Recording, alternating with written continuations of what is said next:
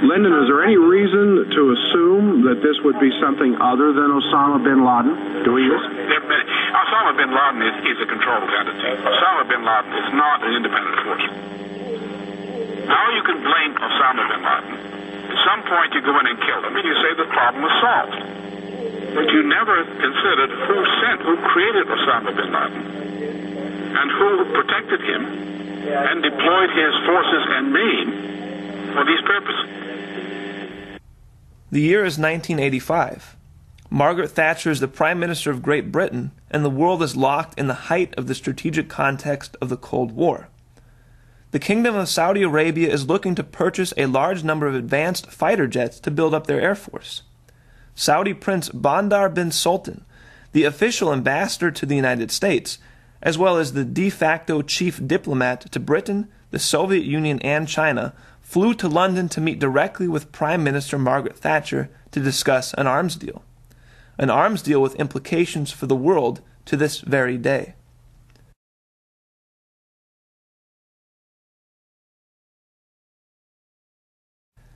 Prince Bandar was well suited to facilitate such a deal. The prince had been sent to England at age 16 to study at the elite Royal Air Force College, Cranwell. It has been reported by senior intelligence officials that Bandar was recruited to British Secret Intelligence, MI6, before he left the school. Regardless of the exact accuracy of that claim, there is no doubt that Bandar is a top Anglophile. Insight is provided by a biography of the prince, authored by a classmate and still intimate friend, William Simpson. In London, Bandar would breeze into number 10 Downing Street with uninhibited panache.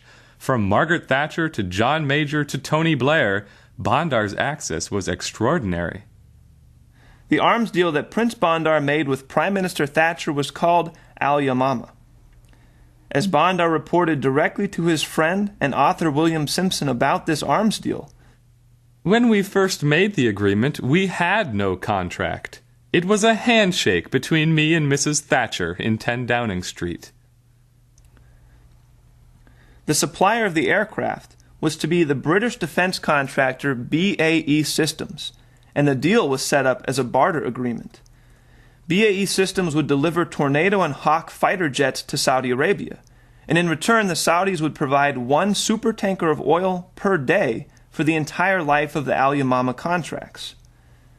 Each tanker holds over 500,000 barrels of oil, and after successive Al-Yamama contracts that have followed the initial Bandar-Thatcher handshake, the value of the oil delivered in today's figures amounts to $160 billion. According to sources, much of the Saudi oil was then sold on the spot market through British Petroleum and Royal Dutch Shell. This is where things get very interesting. Based on the best available public records, the total value for military equipment and services provided by BAE to Saudi Arabia is approximately $60 billion, and this includes price inflation due to payoffs and bribes. What we are left with is a profit of $100 billion in an undocumented, unaccounted-for fund. Where did all this money go? The LaRouche PAC began looking into this BAE story when scandals around the Al-Yamama deal were exposed in the British press, and it was revealed that Prince Bandar himself had received $2 billion in bribes from BAE. Obviously, $2 billion in bribes falls far short of accounting for a $100 billion slush fund, but Bandar must have been doing something significant to receive such a large compensation for his coordinating this provocative deal.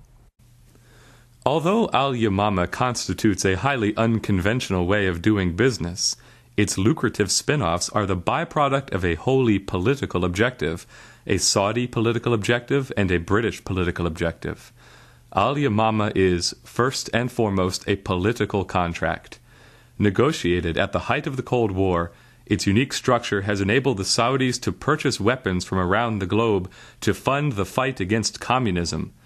Al-Yamama money can be found in the clandestine purchase of Russian ordnance used in the expulsion of Gaddafi's troops from Chad.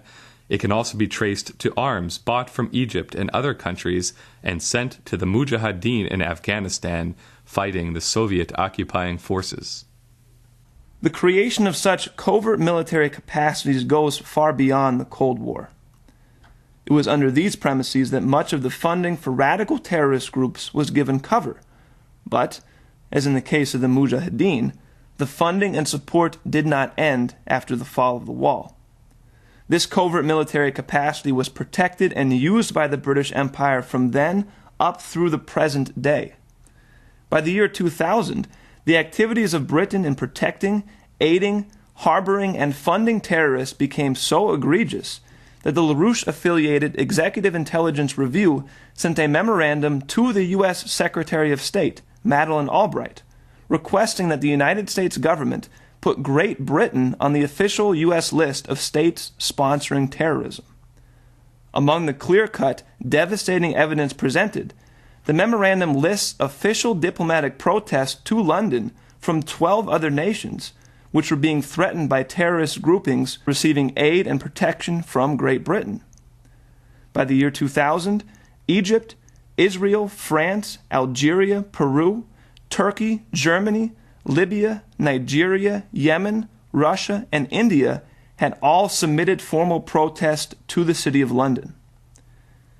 This form of military capacity, funded with drug money and slush funds from agreements typified by the Al-Yamama deal, enables the British Empire to wage war against their enemies without getting their own hands too dirty.